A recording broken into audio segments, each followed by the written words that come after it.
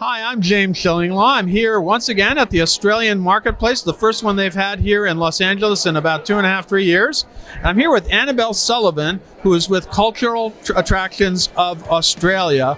And we're going to find out about all the things that she has to offer and what you can offer to your clients here on Insider Travel Report. Now, Annabelle, first of all, nice to see you here. Happy. Did you come all the way from Australia to meet us? Absolutely, and I'm so excited to be here. No, and it's great. Well, tell us a little bit about what is Cultural Attractions of Australia. Okay, so Cultural Attractions of Australia is one of Tourism Australia's signature experiences programs collectives. You told me about this, and I didn't know. What is this signature experiences? So Tourism Australia have developed 8 collectives, and they focus on people's passion points and why people will actually get on a plane and travel to the other side of the world. So areas that they're particularly interested in might be luxury, it might be fishing, it might be indigenous, and in my case, it's about cultural attractions. And what are those cultural attractions that you highlight? So I've got 18 members that are located all around Australia, predominantly in the capital cities and with a couple that are in regional locations. Okay. Qantas Founders Museum in Longreach, for example. And I guess what's great for the international travellers is that we know that they come through those capital city gateways, and we've got experiences that they can really get to understand about Australia's culture. And the culture that I'm talking about is more about the built cultural attractions. So they're iconic landmarks that international travellers would be aware of. Sydney Opera House, the Australian Everybody wants to see Sydney Opera House. Exactly. But you can also tour it, right? That's right. And what we offer are experiences that give visitors a unique perspective, a once-in-a-lifetime experience, a way to experience these attractions that they wouldn't be able to enjoy if they just went there on their own. So you're talking about Melbourne, Sydney, Brisbane maybe, Perth, places like that, right? Yeah, exactly. The only area that we don't have any cultural attractions in at the moment is the Northern Territory, but Discover Aboriginal Experiences, which is one of the other... We've interviewed, yeah. And they obviously have a lot of cultural experiences there. Give us some examples beyond that. Obviously, you probably do Sydney Opera House, but what are some of the other things in the big cities?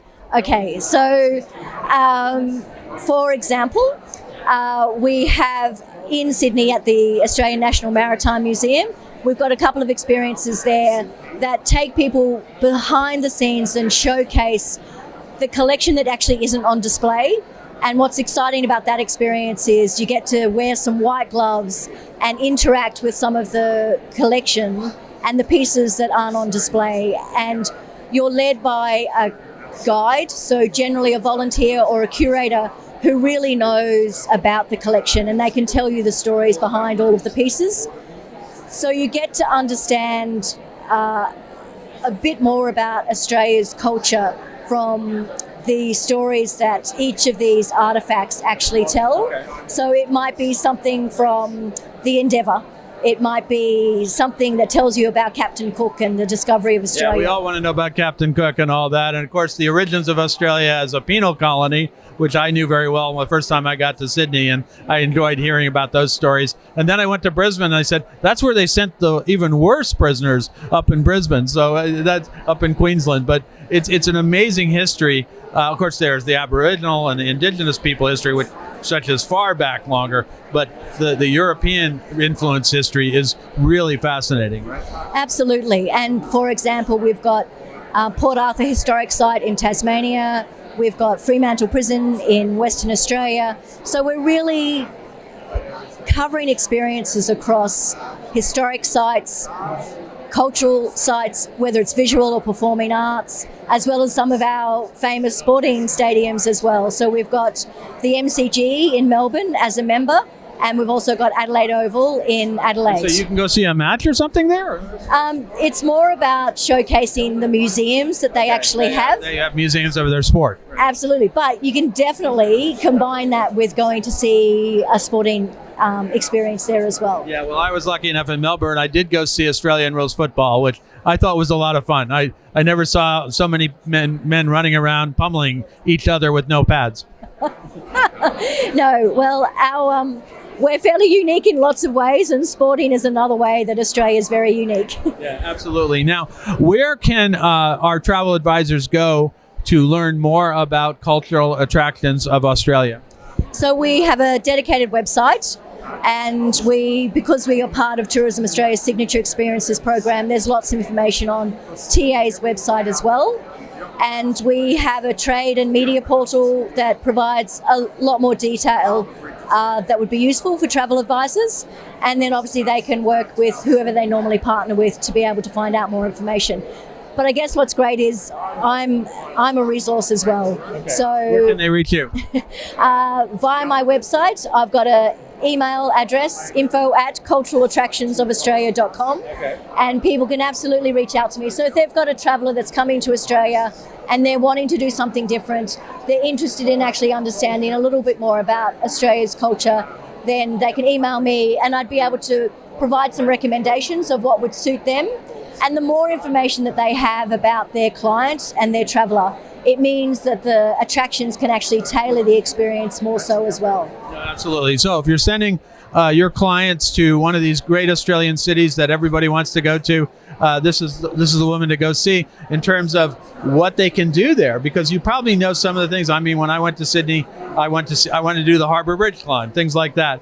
But I didn't know about a lot of the other things I could do. I just was in Brisbane. I've been in Adelaide. I've been in Melbourne. So they're wonderful, wonderful cities. It really is. The Australian wildlife there's so many things on Australia, but Australian wildlife and the outback and everything else is wonderful. But the cities themselves are actually some of the most fascinating in the world, I think.